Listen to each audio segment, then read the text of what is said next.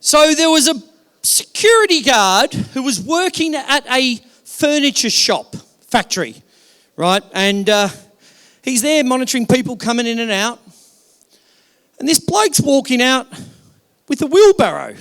He's got a little box in it, walking through. He's like, this is a little bit weird. So he stopped the bloke. He said, "Excuse me, mate. Well, what's in the box?" And the guy goes, "Well, look, it's a furniture shop. At the end of each day, there's a lot of sawdust that gets spilled over. So what I do is I collect it, put it in the box and take it home." He goes, "Well, that looks a little bit fishy." Opened up the box.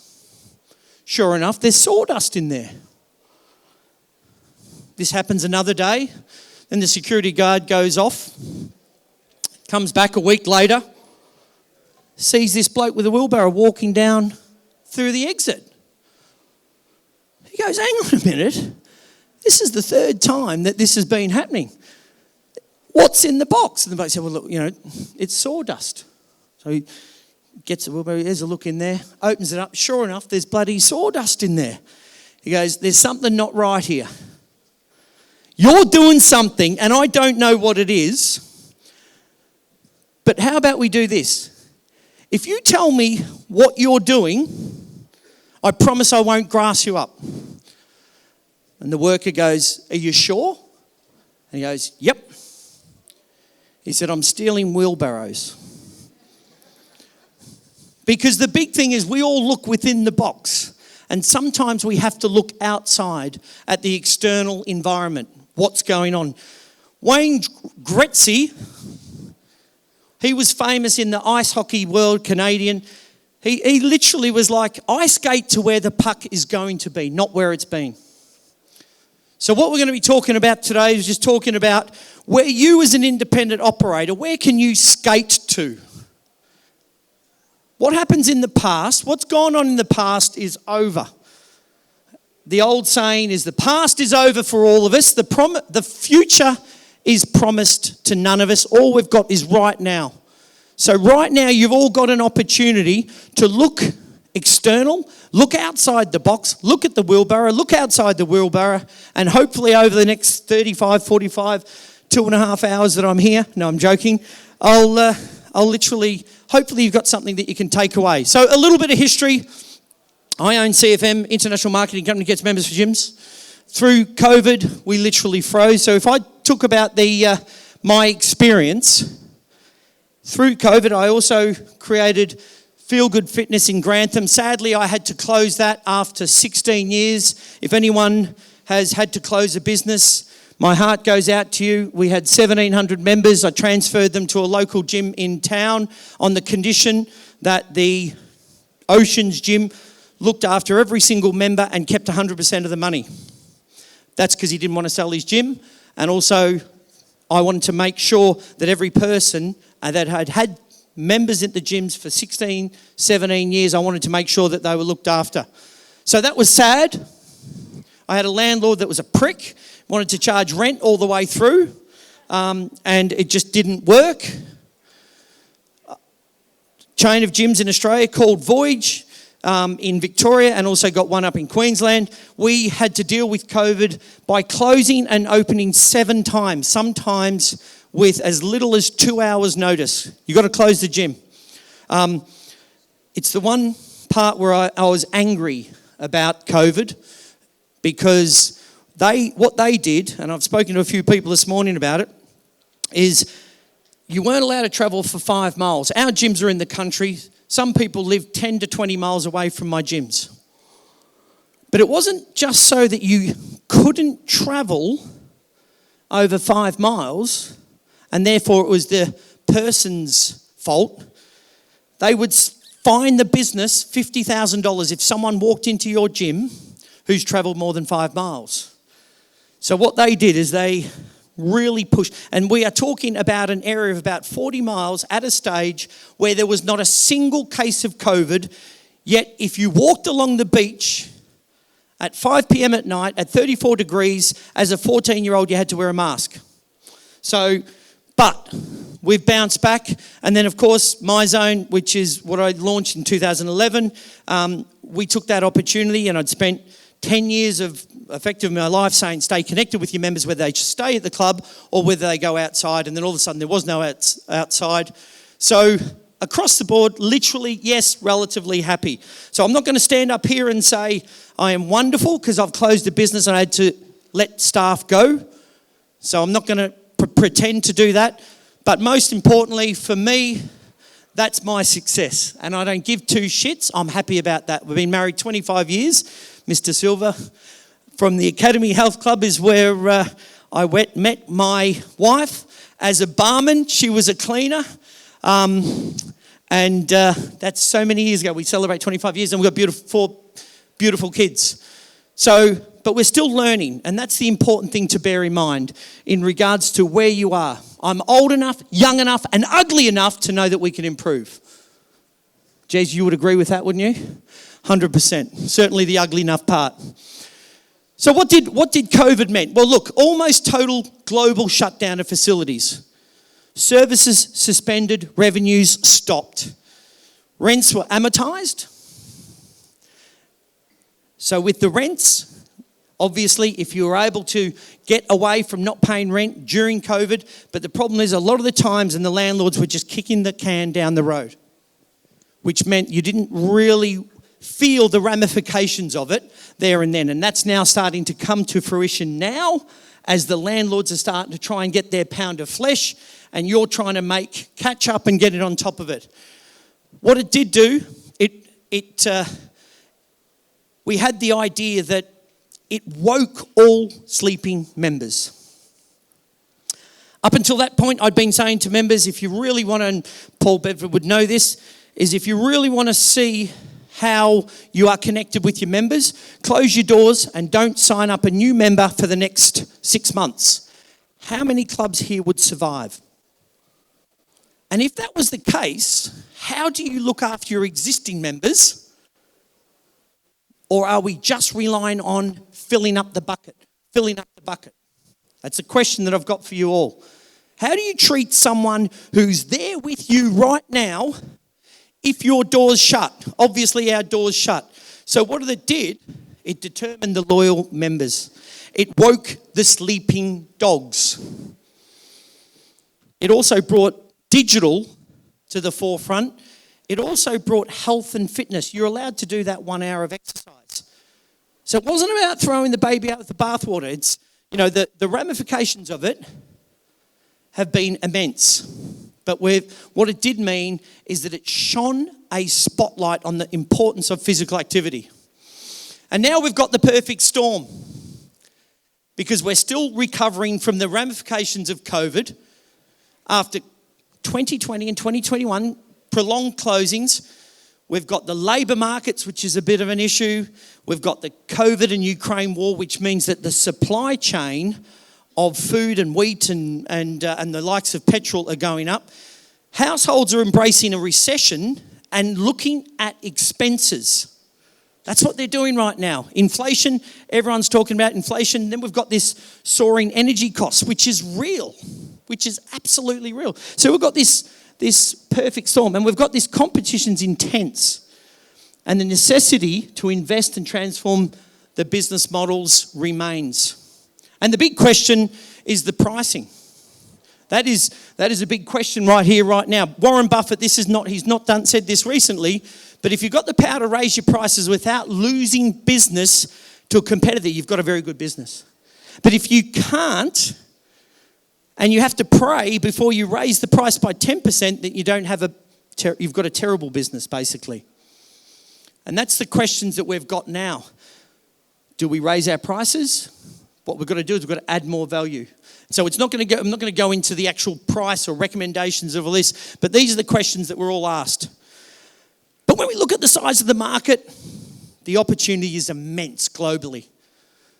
The United States, and this is for working age penetration rates, still sits at about 30 to 35%. The UK is still under 25%.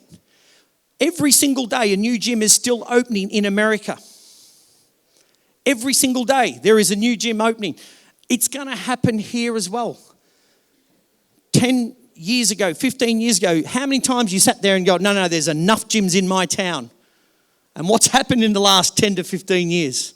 It's changed significantly. When we look at the European market, we've got 54 million members.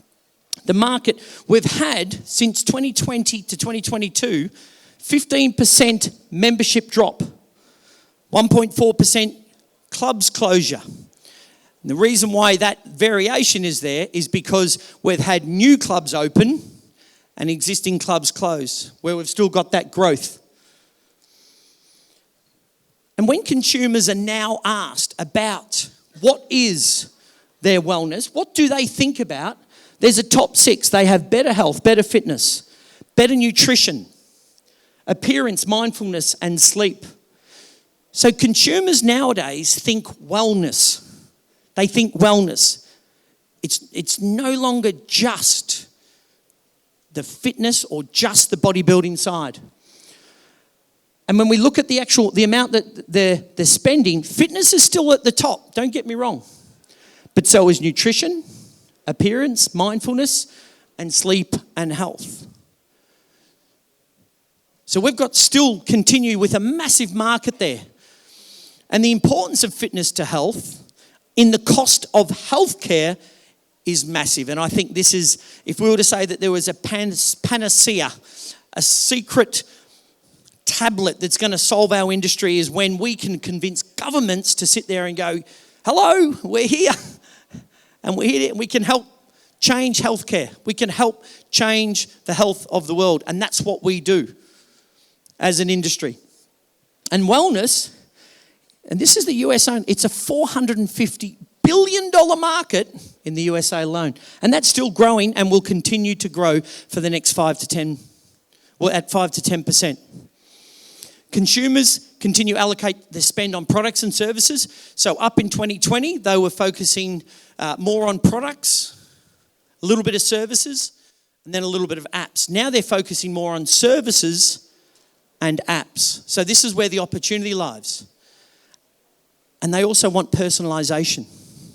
They want personalisation. And this is an important thing. This is what a lot of the budget clubs struggle with, is the personalisation for each individual member. This is, as an independent operator, this is your golden sword, making it personalised. Not just in person as you know, has been said, but also digitally, connecting the two. Making sure that because that is what the customers want. Who influences them now? 2020, it was, you'll see the growth here from small scale influencers, large scale influencers to celebrities. So now, 59, 64 and 62% are supported by the brand of wellness by celebrities. And millennials, they're prioritising their health and sleep more, but the Gen Z are prioritising their fitness and appearance. So understanding where your customers and why they're buying, what they're planning to buy, it's important. And again, to skate where the puck is going to be. To look outside the box and the wheelbarrow. Fitness participation grew across all categories in the last 2 years. And this is because customers started to go, hang on a minute, I had a threat of COVID. I had a threat that I might be dying, but the fitter I am, the healthier I am, the stronger I'm going to be. As an industry, globally we sat there going, duh, of course. It's what we've been trying to say. We've got to get aligned and continue with that message. Now, 85% of consumers who bought a nutritional product, they also invested in fitness. It's not just the diet, but it's also the fitness. It's the combination of the two. Because when we were locked down, you could just do diet, but the importance of the fitness, and that's why a lot of people are bouncing back in that road. The growth, obviously, Asia Pac and Latin America is still, they were a real popular growth back in just before COVID. Europe is a little bit behind. It will catch up. It will catch up.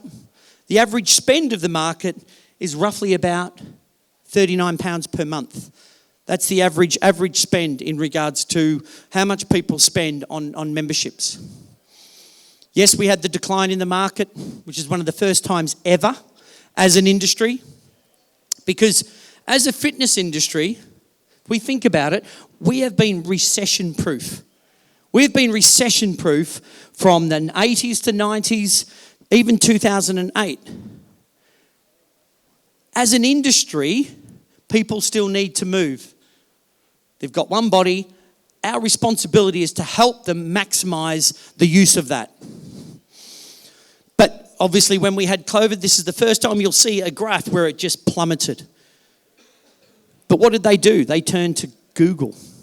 So this on the left graph, if you can see it, the search was gyms near me. And obviously in April 2020, that plummeted. And what was the search? How do I cancel my gym membership? Number one search. So then they started searching for digital solutions. They started searching for guidance. If we think outside the box, that guidance, that is, particularly for independent operators, that there is wonderful because that's who we are, providing that guidance. And so when the gyms closed, they went, we still need someone to tell us what to do. They looked for wearables, they looked for accountability. And the reason why I say these two, which are so important, is they want guidance and they want accountability. And that's the type of things that you get when your club is open. Obviously, they spend a lot of money on home equipment. Not that they spent $3,000, $4,000, $5,000, but I think, and I'll talk about that in a sec, what it did say is our members started to realise how expensive it is to open a gym. It's not fucking cheap, is it?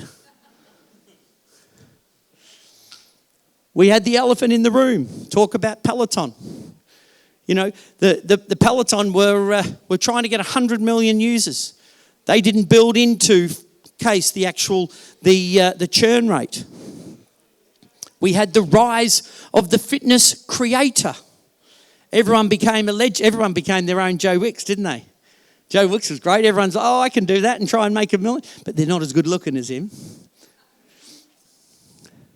Money became cheap. So money was cheap, so therefore it's a matter of what are we going to do? Now it's changed significantly now.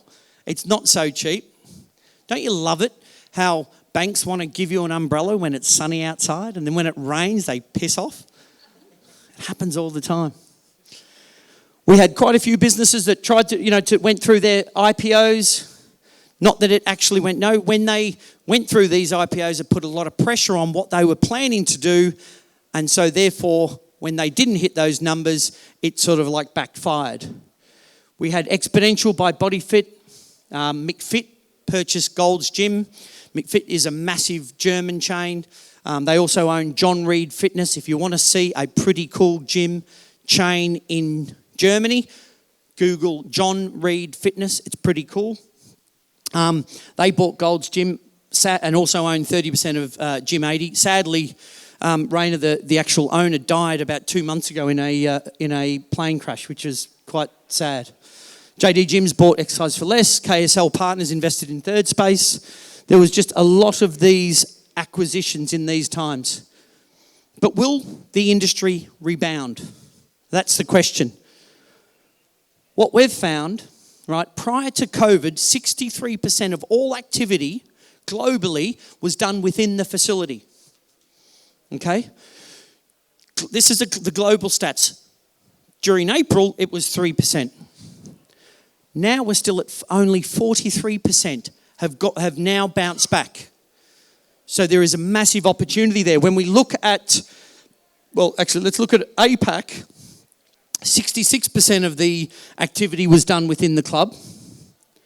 Now, since COVID, since September, this is the most up to date, 54% of the sessions are back inside the club. So we've got an 81% recovery in APAC. The UK is still only 34% of activity is done within the club. Prior to COVID, it was 57%. Now, we can look at that whether the glass is half empty or half full. I look at it in the fact that it's half full, so there's still an opportunity of people that are going to want to come back into the club because of the other trends. And who are they? I mean, the active consumer, 60% of consumers are currently exercising, working out.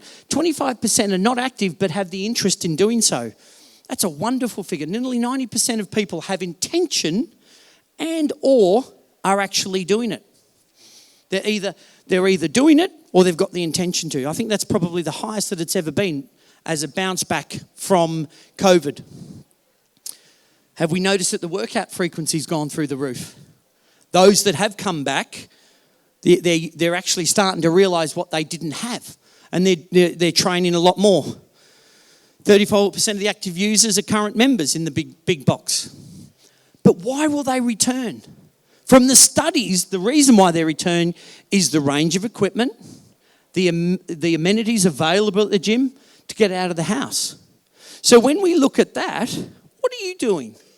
What are you doing to remind them about the range of equipment? I'll tell you what we're doing in our independent clubs in Australia. When we show someone around, we sit there and say, Mary, when you come around our club today and we show you around and you've obviously had the COVID, in a single workout, you're going to probably train on about $45,000 worth of equipment. In a single workout, because if you jump on that treadmill and that cross trainer and then that leg press and that chest, it's about $45,000 worth of equipment. It builds the value, it reminds them, and they'll have Googled, they'll have searched, they'll have realised that equipment is not cheap, as I said before. So what we do is we bring it front and centre just to remind them, hey, that's why we're still here. And we've got the advice to support you. When we look at the countries, we look at China. China, as an example, and this is an interesting thing, is in regards into governments are starting to sort of like go, okay, let's do commitments. So they want to expand their, and they call it sports industry, it's actually physical activity, from 1.4 trillion to 5 trillion yen. They want to increase the rate of regular physical activity from 33.9 to 38%. And interestingly, they want to increase the number of instructors. And if anyone has done any business in China or been to China, the skill level is relatively low. So what they're doing is they're starting by educating the educators so that therefore as a goal they can deliver it. Again, as an independent operator, one of the benefits that we have is the knowledge that we provide as experts in our field. Australia, they have their goal of reducing inactivity, but also working with partners to increase their activity by 2030. America has a more specific goal by 2030. They want to increase people from 37 to 42% who does cardiovascular fitness, but also strength training. And that is what the World Health Organization recommend on the physical activity guidelines is 150 minutes of moderate or 75 minutes of vigorous activity per week in bouts of 10 minutes or more, although they've got rid of the 10 minutes in the last 6 months, and strength training. And that's what the goal of the American government's doing. So if we look from the industry perspective, what are the key takeaways? Consolidation will continue due to those highly leveraged operators. When we say the leverage, those that have ever lost a club or closed a club, it's never necessarily just a big tsunami. It's death by 1,000 cuts. It's death by 1,000 cuts, right? And so it's just that little bit more. Digitalisation is the key to establish stronger relationships with members and also realise the cost advantages in operations. The whole thing of tech, don't throw the baby out with the bathwater. If it's there for operational efficiency, it will make your life better, right? And the industry needs to sell the benefits of exercise to governments around the globe. That will continue. We have to be at and we've just finished, what's today, Thursday? The end of today, we'll have just finished with UK Active, doing a UK Active Myzone challenge with MPs, as many MPs as possible, doing a challenge, including the team. We did this in Congress in Washington, D.C., with over 500 senators and House of Representatives to try and encourage them and their staff in their constituencies to be more physically active. So we've done that 2 years on the trot with the Physical Activity Alliance. And then UK Active said, look, can we do this with the MPs? And we've done it, and we're going to be doing it with Europe next year. And then ideally, we're going to try and get a Ryder Cup.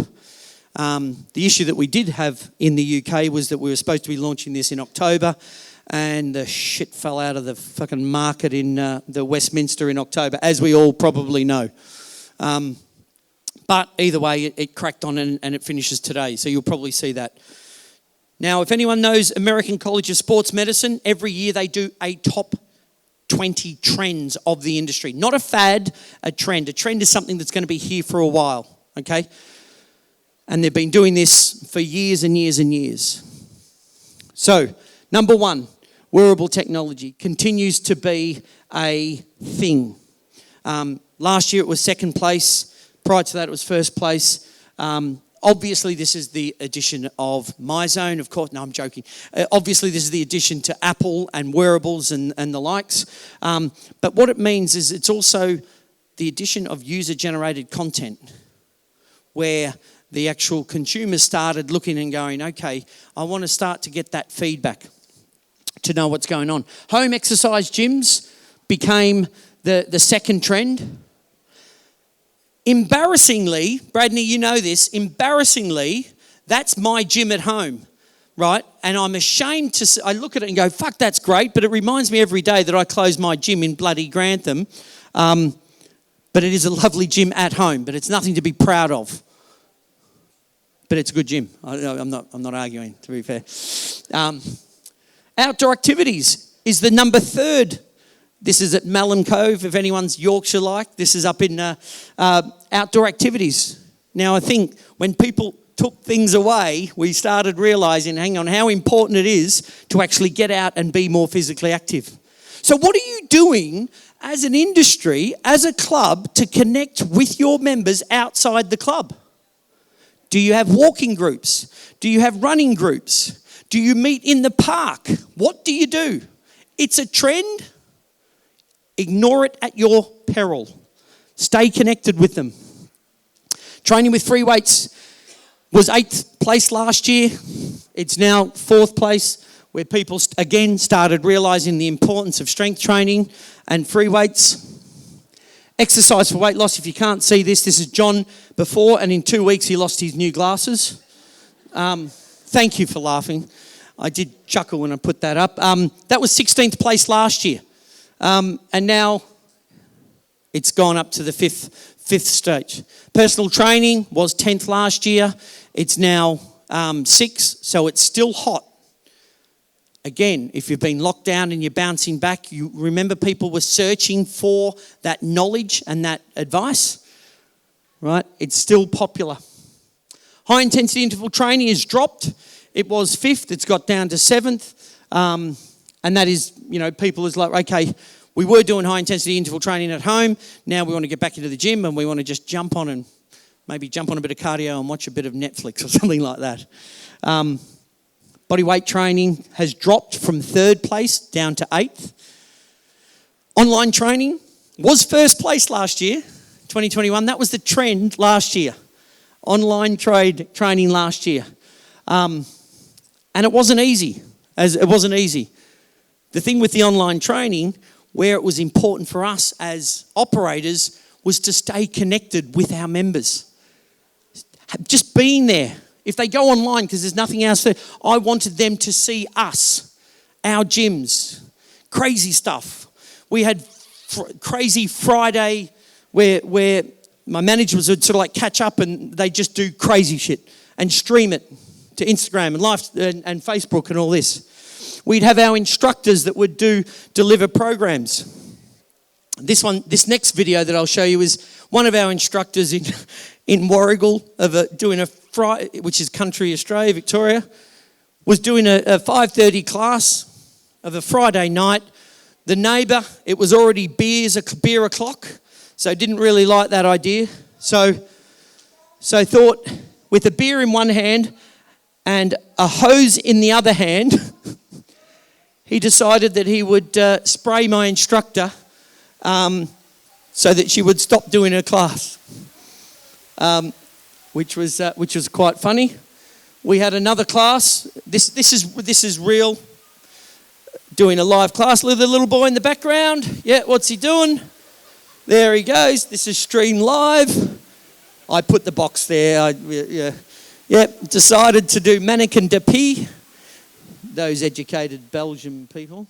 Mannequin de pied, having a piss out the back, live streamed, and also trying to keep in count with Mummy who's taking the class. This is the fun. I mean, that wasn't planned, just for the record. That wasn't planned, but that's the type of stuff that happened. Number 10, health and wellness coaching, which from the get-go you would have seen health and wellness is important. So now coaching is still there. And then these are the other top 20 trends: fitness program for older adults, exercise medicine, all the way down to group exercise training. Now, this is not, and there's no opinions or anything like this. This is just the facts from the studies, and they've been doing that every single year. This is not me engineering anything. So that there is the industry. However, I've said this for a long time. If you want to improve your business by 10%, you follow the best in our industry. If you want to build your business by 110%, you follow the best in another industry. I'm going to say that again because I really, really like that. That's a bit boastful, isn't it? If you want to improve your business by 10%, you follow the best in our industry. If you want to improve your business by 110%, you follow the best in another industry. Are you doing that? Are you taking your blinkers off? Have a look at, McDonald's, Target, hotels. My bugbear back in 2020, when was the London 2020 Olympics? When was it? 2012 Olympics, right? And this is, you've probably heard me say this is my bugbear. The largest gathering of physical activity and sport prowess from around the world come to one place. They come to London. Beautiful display of physical activity. And the one thing that people took away from it were the meeters and greeters from fucking McDonald's. 70,000 McDonald's people welcoming, greeting, high-fiving guests coming in and out of the Olympics. What an opportunity have we lost? They're not paid more than our instructors. It's not jumping up and down, and the instructors sit there and go, "Oh, I'm not paid enough for you." And that's the other bugbear. In my old day when I was growing up, if you wanted to earn more, you added more value. Nowadays, the kids are going, "Hang on, if you want me to add more value, you pay me more first." It's gone arse about way, hasn't it? Anyway, side note. But look outside the industry. Look outside the industry. What does Starbucks do? What do Nando's do? If you want to see a nice greeting, say health club, why don't you go to a Village Hotels. Go to a Village Hotels, have a look at their gym, have a look at their reception, have a look at their hotel, have a look at their Starbucks, have a look at their meet and greet area. And you know why? It's because Gary, the CEO, is from a Hard Rock hotel background who's transferred that into the sector. Learn from outside. Take your blinkers off. Take your blinkers off. We were talking before about your RAS. If you don't know what your RAS is your reticular activating system. It's a filter on your neurology. If you ever want to buy a pair of bright yellow shoes, I don't know why I'm pointing over there at Keith, but if you wanted to buy a pair of bright yellow shoes, you start noticing bright yellow shoes, don't you? Obviously. It's a filter on your neurology. So I ask you a question. If you ever wanted to buy a red car, all of a sudden you start noticing red cars. Move your RAS and focus on what do other businesses do well in customer service that I could learn from and imply in my little independent gym. Ask yourself that question, and guess what? You'll start looking for it and start noticing. Notice how someone greets you when you go into a new environment. I don't care where it is. How does that change? What's the communication? If you get notified as a customer yourself, because, we are a customer ourselves, and we also have customers. So there's that food chain which goes around and round. What do people do well? Open your RAS, think. So learn from other sectors. And that said, I've put together global trends. These are macro trends globally, not necessarily related to the fitness industry, but these are global trends. One, remote working. Remote working is a hot trend post-COVID. If you've been in London, there's what the thing's called, you could be a twat, which is a Tuesday, Wednesday and Thursdayer, and Monday and Friday you're at home, right? So remote working is pretty hot. What are you doing about it? E-commerce. E-commerce is massive. I get a phone call if it goes 3 hours from DPD saying, Mr. Wright, is everything okay? We've not delivered fucking something to your house in the last 3 hours. Is Mrs. Wright okay? But look at the process of what they've done to be able to purchase. Increased payment options. Buy now, pay later. With the likes of Klarna. I know clubs such as Bannatynes have done this. Making it easy, frictionless for people to purchase and participate. Contactless delivery, cashless payments. Are you set up? Do you make it easy for people to buy? Do you make it easy for someone to come into your club and participate? I love the idea of Nando's where you can, I just love that, as a global trend, that you can sit down, you don't have to wait for someone to come around, wait 20 minutes and say, what would you like to would you like a drink order? Here's a drink order, then they go back, they come back another 20 minutes and maybe it's just a control freak in me that you can just sit there and just go, this is what I want, bish, bash, bosh, bang. I'm happy with that. That's a global trend. 5G network. 5G being huge in regards to the ability of data being able to hit the cloud at an enormous pace. That's going to change. That's going to change. How does that affect you? I'm asking you, I'm not telling you. You think about it with your RAS. What can that mean for me? Telemedicine. That went off like a frog in a sock over COVID. The ability for a doctor to efficiently communicate with a potential person. How efficient is that? How do you do that with your members from a coaching perspective? AI and big data. It's massive. Being able to know who Claire is. My favourite thing is, and this is where even just a basic membership management system, the ability to take notes and engage in those notes. I used to love being able to walk in and someone swipe their card to be able to sit there and go, okay, Marie, why is Marie training? Marie is training because she's going to trek the Inca Trail because Billy made that note. So I could walk up to Marie on the treadmill and say, hey, Marie, Billy told me that you're trekking to Machu Picchu. Maybe we should increase the incline on that treadmill. She thinks that I care about her. Her banana turns the right way. I know that she's happy. My banana turns the right way. That's what she said. Sorry. For the benefit of that, I've got a 12-year-old and a 16-year-old that for the love of God have just had this whole, that's what she said. And it's annoying me and it's in my head and we were talking about it before. But the more you know about someone, the more you can help them. That's the whole thing. Is she wearing a hat? Yes or no? No? Has she got glasses? Yes. This is what you need to be doing about every single member. Say to your staff, walk in, when you go back to your club, say, that person over there, tell me 3 things about that person that I wouldn't know unless I had an engaging conversation with them. And if they can't do that, make sure that they do that. Make sure that they get out there and speak to them constantly. This was a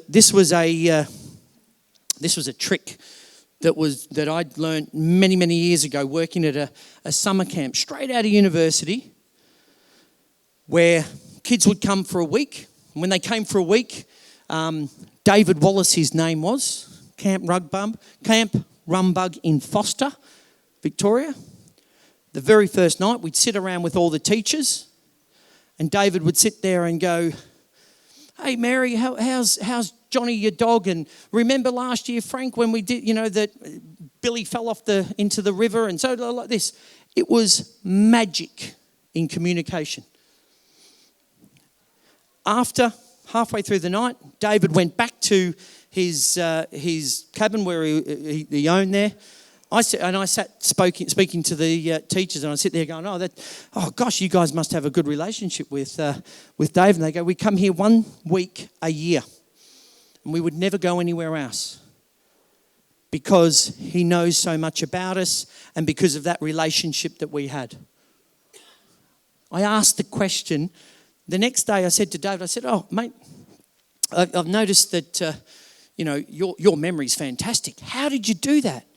He said, he goes, "Well, Dave, I left early halfway through. I went back to my room and I took notes on those conversations. And I scribbled down those notes. So whenever someone calls up, I never answer the phone straight away. I get my wife to take the call, say, 'Look, I'll call you back.' Bring up the folder, read the notes, and then when I engage with them, it is a meaningful engagement." How hard is that? We can do that now in tech. The more you know about someone, the better. I mean, that was probably a little bit long. Communications through apps. Slack, Teams, WhatsApp. This is a new way that the world is communicating nowadays. What are you doing about it? Are you utilising WhatsApp or Teams or Slack to communicate with your staff and or with your members? Meet them where they are. Cloud-based services, Internet of Things is massive. When we talk about the rise of wearables and all that, there was 2 things that changed the game roughly 2015-16. It was the cloud and the smartphone. The smartphone to be able to collect the data, the cloud to be able to disseminate that knowledge around the world in milliseconds. I know when I launched Myzone back in 2011, the first 25 minutes of a conversation with an operator would be, "Hang on a minute, what's this cloud? Where is this cloud? What wizardry do you speak of?" I'm saying, no, let's not talk about that. We're talking about the data. So that ability is massive. Data protection is pretty huge. We've seen that in Europe in regards to GDPR or ISO 27000K. That's massive. ESG, if you've not heard of ESG or B Corp, this is a big focus point. Certainly with private equity. What are you doing from environmental, social, and corporate governance perspective? If you ever try and raise money or whatever, you need to tick these off and focus on them. Or be a certified B Corp, which is a business for good, where you fill out 400 questions. And to be a B Corp, the funny thing about it? Our industry, every single health club in the world should be a B Corp because we are doing good for society, good for the industry, and, it's not hard to do. Now it's left to a lot of the banks and the likes. But because of the rise of the new consumer, that's what they'll start looking for. Where do you lie? Distance learning will continue. That's another hot topic. Online advertising, because people are going to digital, it's actually going to become more expensive. It's going to become more expensive, so you've got to start thinking about how you can be more creative. Voice search, obviously, voice has been a massive sort of like global trend for a while. Siri, Cortina, all the different types of voice activation, being able to do that. What do you do for your members and your apps to stay connected with your members in regards to utilising voice? Global trends, inequalities are here to stay. That doesn't seem to be a trend that's going to change, unfortunately. The one thing that COVID did do, it taught and highlighted the haves from the have-nots. But we've also a big trend, which is post-pandemic goal setting. Post-pandemic goal setting. We've had enough of it. We've had enough of this whole COVID stuff. Now it's a matter of going, okay, right, let's now start targeting where we want to be. All businesses will be doing this. All consumers will be doing this. Can you help your members? Can you highlight and encourage them to do it? Because if they set a goal and you can help them achieve that, write it down, connect with them, have the data, then there should be no question about whether they get their results or not. And then the problem sits on your shoulders, not on theirs. Cryptocurrencies. I don't get it. Period. I do apologise if anyone's invested in it and stuff like this. I don't get it. That's all I need to say. And I fucking don't get metaverse either. People go, yeah, but Dave, Myzone's in the metaverse and you've got your world and stuff like this. Didn't cost me anything. Bit of marketing bullshit. Meeting people where they are. And at the end of the day is, of course, you can't exercise with bloody big VR goggles. If you sweat or if you jump up and down, apologies if anyone's selling this in the room.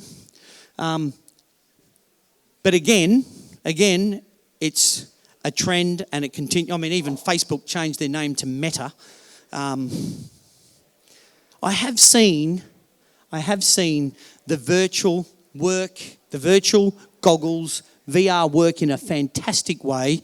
Was the San Francisco 49ers outsold their stadium whilst it was being built by putting their goggles on and saying, guess what? Do you want to sit in this seat? It's going to cost you $800 a year for a membership. Yeah, okay, put it around. That's what you're going to see. Well, how about if you go a little bit closer? What about this seat over there? This is $2,500. Oh, that's a lot better than the $500 one. And they outsold the San Francisco 49ers stadium before they even put a brick to the ground. So I get that from that side. Exercising, don't understand. Certainly if you've tried it. But again, it's a trend and all this. But the ultimate business question, if you were to take something away from today, is if the value outweighs the cost, you get the sale every single time.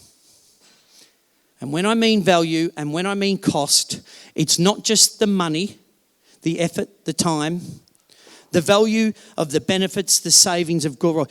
If the effort, time and money outweighs the value, you lose the sale every single time. And it's as simple as that. Those people that are here, you've come here because hopefully until half an hour ago, you might have thought that there was value here at this conference.